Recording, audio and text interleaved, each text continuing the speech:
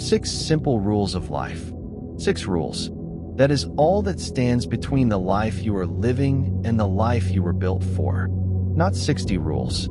Not a complicated system. Not a 10-step framework that requires a journal and a coach and a morning routine and 3 months of habit stacking before you see any results. 6 rules. Simple ones. The kind that a person with genuine wisdom could write on the back of their hand and live by for an entire lifetime and never exhaust their depth. The Stoics were masters of this kind of simplicity, not because they were shallow. They were among the most sophisticated psychological thinkers the world has ever produced, but because they understood something about the way wisdom actually works in a human life that most people miss entirely. Wisdom that cannot be remembered in a moment of pressure is not useful wisdom. Philosophy that requires perfect conditions to apply is not philosophy. It is decoration.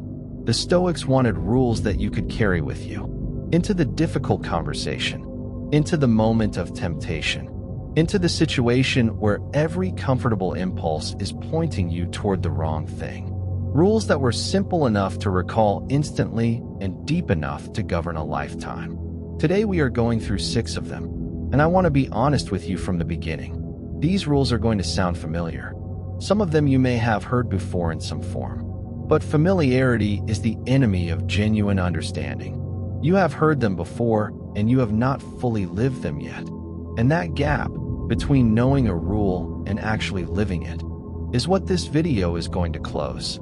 If you are new to this channel, welcome. We go deep into Stoic philosophy and human psychology and bring both directly into the real texture of your life. Subscribe right now and hit the bell notification. We release these videos regularly, and every single one is built for people who are serious about understanding themselves and living deliberately. Subscribe now. Let us go. Rule 1. If it is not yours, do not take it. The first rule sounds like something a parent teaches a 5-year-old, and that is precisely why most adults have stopped thinking about it. If it is not yours, do not take it. On the surface, this appears to be about theft, about the obvious, criminal, straightforward taking of physical things that belong to other people. And yes, it includes that. But the Stoics were never interested in the obvious application of a principle. They were interested in the full depth of it, in every domain where it operates, in the ways it governs not just your hands but your mind, your ambition, your relationships, and your inner life. So let us go all the way in. What does it mean to take something that is not yours? The most obvious form is physical. The object, the money, the resource that belongs to someone else and that you take because you want it, because you can, because the opportunity is there and the risk feels manageable. The Stoics were absolutely clear on this. Taking what is not yours is a violation of justice, the third cardinal virtue, and it corrupts the character of the person who does it far more than it harms the person it is taken from. Marcus Aurelius wrote, "Never esteem anything as of advantage to you that will make you break your word or lose your self-respect." Taking what is not yours always costs you your self-respect. Always. Even when no one else knows. Even when the thing taken is small. Even when you have convinced yourself that the circumstances justify it. The inner accounting is always kept, and the debt is always real. But the Stoics were interested in the less obvious forms of taking. Taking credit that is not yours. The idea that came from someone else, presented as your own. The work that was collaborative, claimed as individual. The success that involved the contribution of others, narrated as solo achievement. This form of taking is epidemic in professional environments, and it is just as much a violation of justice as physical theft. It takes from the person whose contribution has been erased, and it corrupts the character of the person doing the erasing. Taking attention that is not yours. Dominating a conversation that belongs to multiple people. Consuming emotional space in a relationship beyond what genuine reciprocity would justify. Taking up more than your share of the relational oxygen in a room. Taking outcomes that are not yours. claiming results that belong to fate or to luck or to the work of time as evidence of your personal superiority. The Stoics understood with remarkable sophistication that much of what we call our success involves variables we did not control: circumstances of birth, timing, the help of others, the luck of being in the right place at the right moment. Claiming these outcomes as purely personal achievement is a form of taking, and perhaps most profoundly, taking peace that is not yours, the peace of others. The emotional equilibrium of the people in your life, disturbed by your unexamined behavior, your unprocessed anger, your unreasonable demands. The Stoics considered this one of the most serious forms of injustice because it is the most invisible and the most consistently excused. If it is not yours, do not take it, in any form, in any domain, at any scale. Because every act of taking that is not genuinely yours diminishes you, quietly, consistently, in ways that compound over a lifetime into a character you will not recognize and will not be able to respect. Rule 2. If it is not right, do not do it. The second rule is where Stoic philosophy most directly confronts the central challenge of the human moral life. And it confronts it with a simplicity that is almost brutal in its directness. If it is not right, do not do it. The challenge, of course, is not the rule itself. The challenge is the word right. Because the human mind is extraordinarily skilled at negotiating with rightness, at finding the angle from which the wrong thing looks acceptable, at constructing the argument that makes the convenient thing and the right thing appear to be the same thing.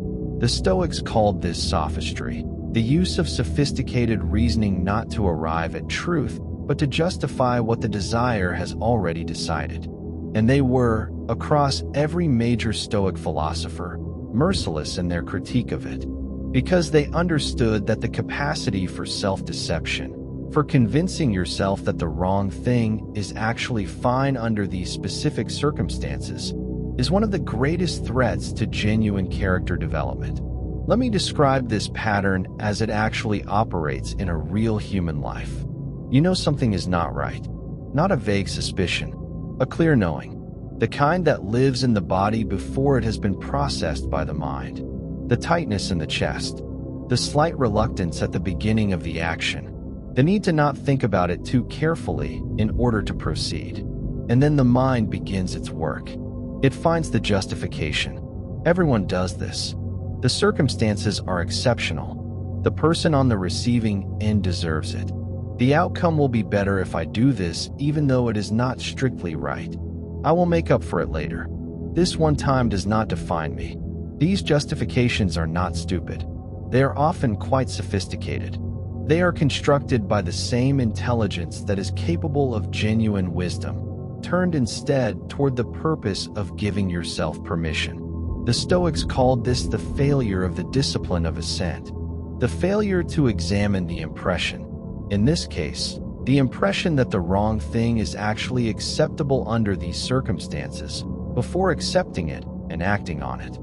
Epictetus was perhaps the most direct on this rule of any Stoic philosopher. He said, "If you are going to do something, do it after having considered what it involves. If not, you will be enthusiastic at first, but then fall away in shame when things get difficult." The shame he is talking about is not primarily social shame, the fear of being caught or judged. It is the internal shame of a person who knows they departed from their own values and cannot fully hide that knowledge from themselves. That shame is one of the most corrosive forces in the human inner life. It does not announce itself clearly. It accumulates quietly, producing a low level of self-disrespect that colors every subsequent choice, every relationship, every quiet moment when the defenses are down. The price of doing the wrong thing is always higher than it appears at the moment of decision. Always. Because the price is not just the external consequence if you are caught, or if the action produces bad results. The price is what it does to the person who did it, to their self-concept, to the quality of their inner life, to the accumulated sense of whether they are someone they can genuinely respect. If it is not right, do not do it. Not because the rule is easy, but because the alternative is more expensive than any short-term benefit could justify. Rule 3. If it is not true, do not say it. The third rule takes us into the domain where human beings most consistently and most casually violate their own values without recognizing the accumulation of what they are doing. If it is not true, do not say it. The Stoics placed the commitment to truth at the very center of their philosophical framework, not as a social nicety, not as a rule of etiquette, but as a philosophical necessity, as something that the rational human being owes to themselves, to others, and to the fabric of shared reality that makes genuine community possible. Seneca wrote, "It takes the whole of life to learn how to live, and it takes the whole of life to learn how to die." Let me add, it takes the whole of life to learn to speak only what is true. He was not being dramatic. He was making an honest observation about how difficult this rule actually is to live fully. Because the departure from truth in human speech is not primarily malicious. It is primarily habitual, casual, social, almost invisible. There is the obvious form, the deliberate lie, the statement you know to be false, offered to produce a specific effect, to avoid a consequence, to gain an advantage, to protect yourself from accountability, to make yourself look better than the truth would allow. The Stoics were unambiguous about this. Deliberate deception is a violation of justice. It corrupts the person who practices it, and it corrupts the relational environment in which it operates. But the less obvious forms are the ones that deserve the most attention, because they are the ones that most people who would never consider themselves dishonest, practice daily without awareness. There is exaggeration, the story made slightly more dramatic than it was, the achievement inflated slightly beyond its actual size, the difficulty of your situation amplified for the purpose of sympathy or attention. These small inflations feel harmless. They are not. They train the mind in the habit of adjusting reality to serve the self-presentation. And that habit, practiced consistently, makes genuine truth-telling progressively harder. There is the expression of certainty you do not have, presenting opinions as facts, claiming to know things you do not know, offering confident analysis in areas where honest uncertainty would be more accurate. This form of departure from truth is particularly common in environments that reward confidence, which is most professional environments, and it produces a kind of epistemic corruption in both the speaker and the listener. The most important form, the one. And there is the withholding of truth that deserved to be spoken, the thing you knew and did not say, the honest assessment you kept to yourself because saying it would have been uncomfortable or unwelcome.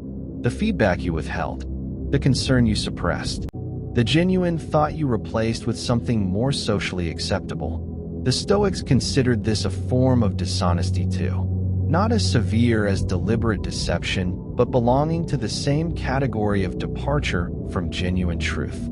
Because there are people in your life, people who trust you, who value your perspective, who deserve your honest engagement, for whom your withheld truth is a genuine loss.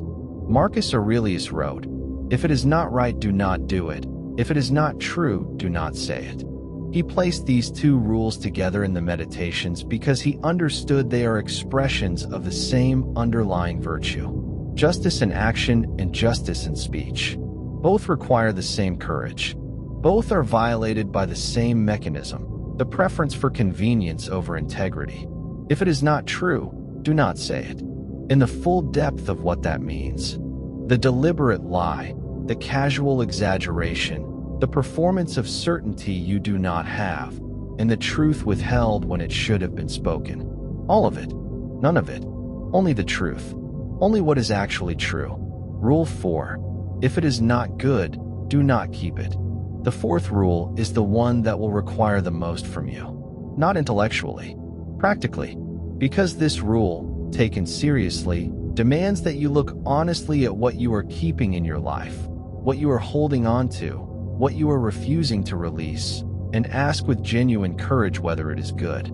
If it is not good, do not keep it. The Stoics applied this rule across every domain of human life.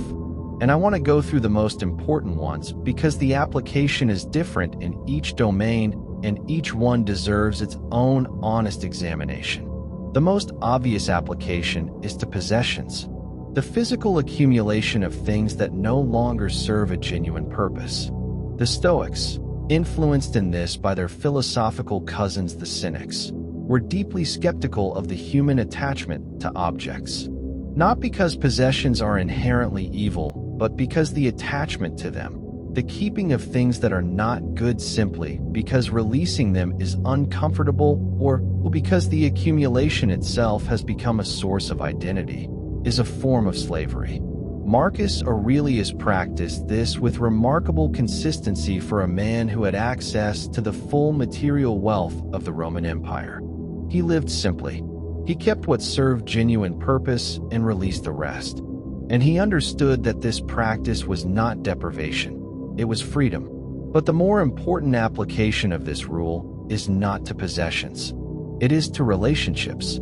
If a relationship is not good, if it consistently diminishes rather than develops you, if it consistently takes more than it gives, if it consistently pulls you away from your values rather than toward them, the Stoic rule is clear and it is uncomfortable. Do not keep it. Not with cruelty, not with dramatic exits and public declarations, but honestly, clearly, with the genuine acknowledgement that your time and your energy and your emotional investment are finite resources that deserve to be directed toward what is genuinely good rather than kept in what is genuinely harmful out of habit or fear or the inertia of long duration. The Stoics were clear that proximity shapes character. The people you spend the most time with, the relationships you invest most deeply in, these things influence the quality of your thinking, your values, your behavior, in ways that are both real and difficult to see from inside them. A relationship that is not good is not a neutral presence in your life. It is an active shaper of your character in a direction that is not good. And the most important and most neglected application of this rule is to thoughts. The thoughts you keep, the mental habits you maintain, the narratives you return to, the grievances you hold, the self-limiting beliefs you keep in residence in your mind long after their usefulness, if they ever had any, has expired. Keeping thoughts that are not good is one of the most destructive habits in the entire human psychological repertoire, and it is epidemic. The resentment kept alive years after the event that generated it. The self-critical narrative maintained long after it has ceased to produce any genuine course correction and has become simply a habit of self-diminishment. The catastrophic thinking kept in regular rotation long after the feared thing has either resolved or been revealed as significantly less terrible than the fear predicted. These thoughts are not good. The Stoics would not keep them. And neither should you. The discipline of assent, the examination of each impression before accepting it, is the Stoic practice for this specific application of Rule 4. Every thought that arises in your mind is a candidate for this examination. Is this thought good? Does it serve my genuine development? Does it contribute to my capacity to act virtuously and live well? Or is it simply a habit? A familiar path in the mind that produces familiar suffering and nothing else. If it is not good, do not keep it. Possessions, relationships, thoughts, in every domain, without exception. Rule 5. If it is not earned, do not give it. The fifth rule is the one that goes most directly against the grain of a culture that has confused indiscriminate generosity with virtue. And it is the one that requires the most careful unpacking because on the surface it can sound selfish, withholding, even cold. It is none of those things. And understanding why requires going into what the Stoics actually meant by earning and by giving. If it is not earned, do not give it. Let us start with where this rule most obviously applies, and then go where it actually matters most. The most straightforward application is to material resources. The Stoics were not against generosity. Genuine generosity was considered an expression of justice, one of the 4 cardinal virtues. But they distinguished carefully between genuine generosity and the indiscriminate distribution of resources to people or causes without any assessment of whether the giving was genuinely good. Seneca devoted an entire work on benefits to this distinction.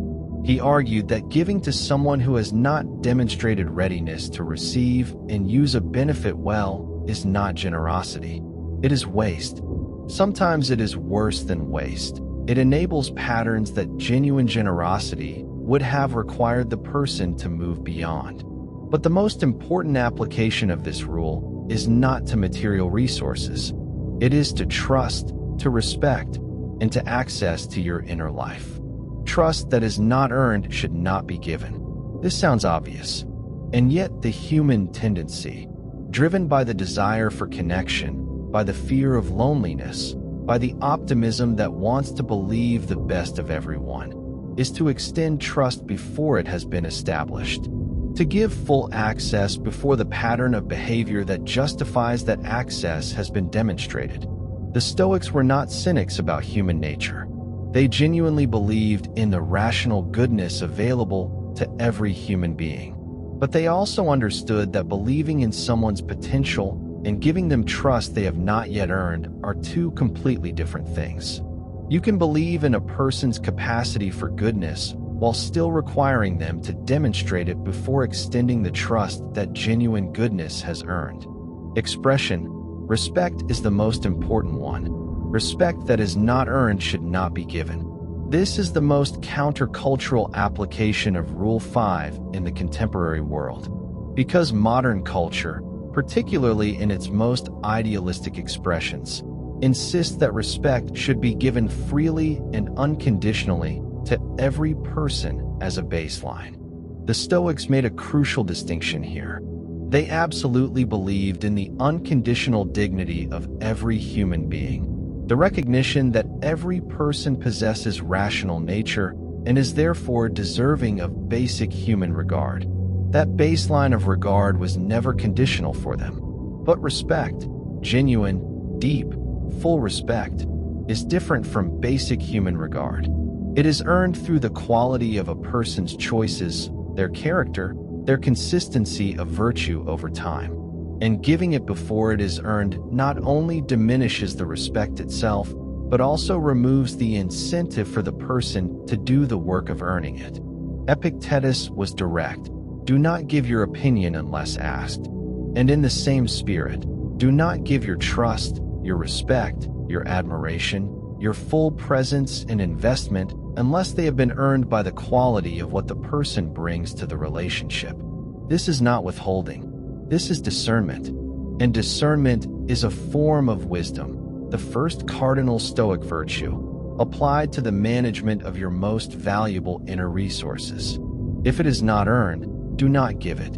Trust, respect, admiration, access, all of it should be earned, because the things that are earned are valued, and the things that are valued are kept. Rule 6. If you do not know, be quiet. The 6th and final rule is the one that the Stoics considered perhaps the most important expression of wisdom in human speech. And it is the one that is most consistently violated in a culture that has confused confidence with competence and loudness with authority. If you do not know, be quiet. Marcus Aurelius wrote, "It is better to remain silent and be thought a fool than to speak and remove all doubt." He was channeling something ancient and something permanently true about the relationship between genuine knowledge and the impulse to speak. The Stoics placed enormous value on what they called epistemic humility, the honest acknowledgement of the boundaries of your own knowledge, not as a form of self-deprecation, not as the performance of modesty, but as the genuine, philosophically rigorous recognition that your knowledge has edges, that there are things you do not know, that there are domains where your confidence is not matched by your actual understanding, and that speaking beyond those edges, asserting, opining, declaring in territory where honest uncertainty would be more accurate, is a form of dishonesty. The most common form is the opinion offered as fact. The assessment of a situation or a person or a field delivered with the confidence of established knowledge, in territory where the speaker actually has only partial information, incomplete understanding, or the kind of superficial familiarity that feels like knowledge from the inside, but is not. This is epidemic in the modern world. The comment section of the internet is essentially an infinite archive of this violation.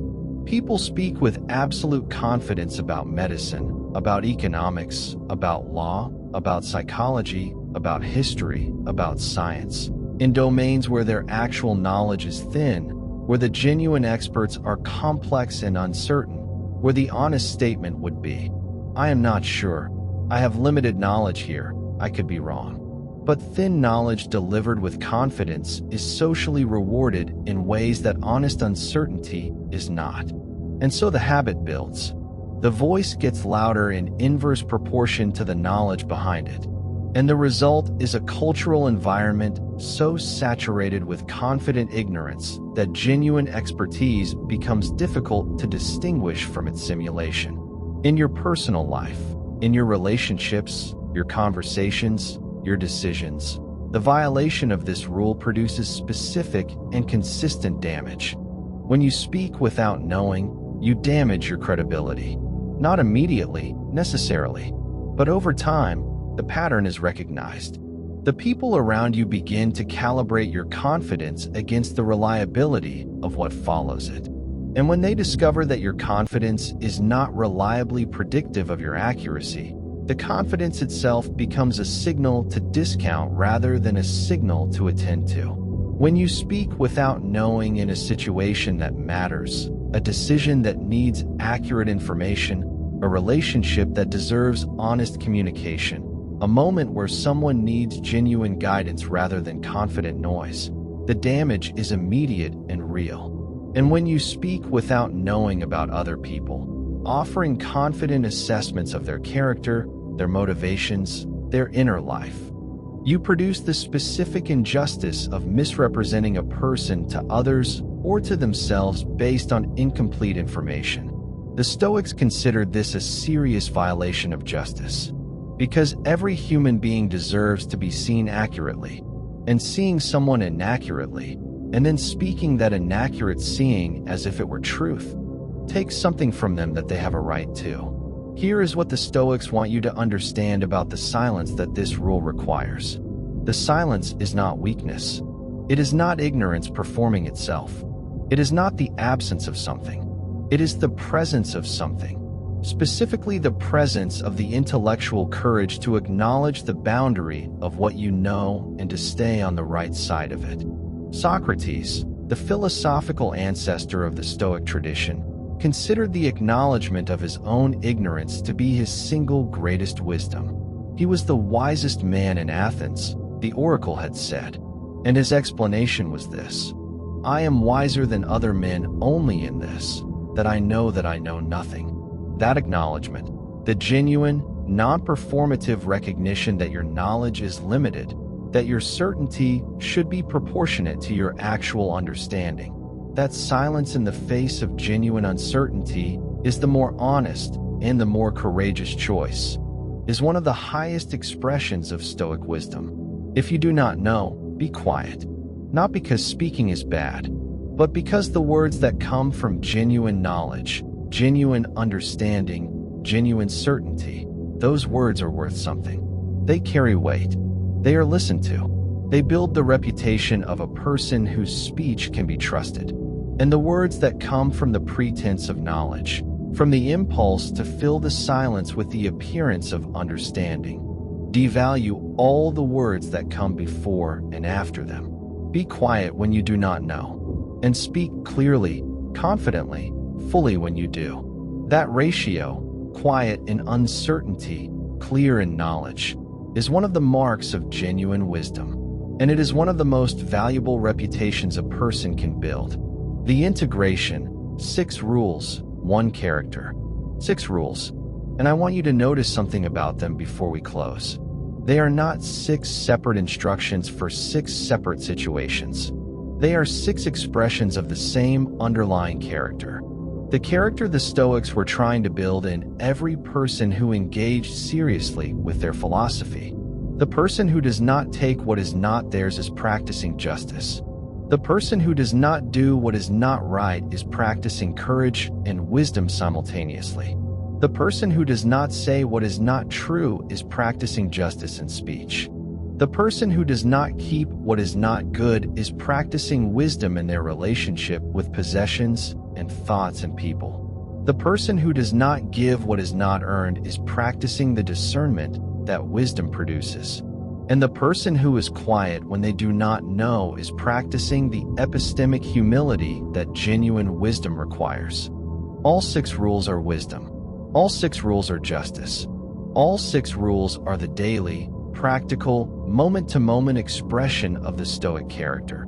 The person who has decided to live deliberately, to act from genuine values, to bring the full quality of their rational nature to every decision and every word and every relationship. And I want to close with the honest acknowledgement that none of these rules are easy. Not one of them. The simplicity of the formulation is not a reflection of the simplicity of the living. Not taking what is not yours requires the discipline of desire. Not doing what is not right requires the courage to choose integrity over convenience. Not saying what is not true requires the courage to speak honestly in a world that often rewards the comfortable lie. Not keeping what is not good requires the courage to release what is familiar even when releasing it is painful. Not giving what is not earned requires the discipline to resist the social pressure of indiscriminate openness. And being quiet when you do not know requires the intellectual courage to acknowledge limitation in a world that rewards performed certainty. All 6 require courage. All 6 require wisdom. All 6 require the daily, deliberate, consistent choice to live from the inside out, from your genuine values rather than from the convenience of the moment. The Stoics did not promise this would be easy. They promised it would be worth it. That the life built on these 6 rules would be a life of genuine integrity, genuine respect from others, and most importantly, genuine self-respect. The kind that does not depend on circumstances or on what other people think, but that is built by the daily accumulation of right choices made in private moments when no one else is watching. That self-respect is the foundation of everything. And these 6 rules are its daily construction. 6 simple rules. Simple in their formulation, profound in their depth, demanding in their consistent application. If it is not yours, do not take it. If it is not right, do not do it. If it is not true, do not say it.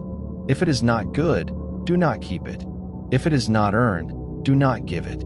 If you do not know, be quiet. Live by these 6 rules, genuinely, consistently, without the exception for circumstances that seems reasonable but always cost you something real, and watch what happens to your character, your relationships, your reputation, and your inner life over months and years and decades. Not because the world will always reward you for living this way. It will not always. The Stoics were honest about that. But because the person built by these rules, the person who does not take, does not do wrong, does not lie, does not keep what is harmful, does not give what is not earned, and does not speak beyond their knowledge, that person is someone they can fully respect.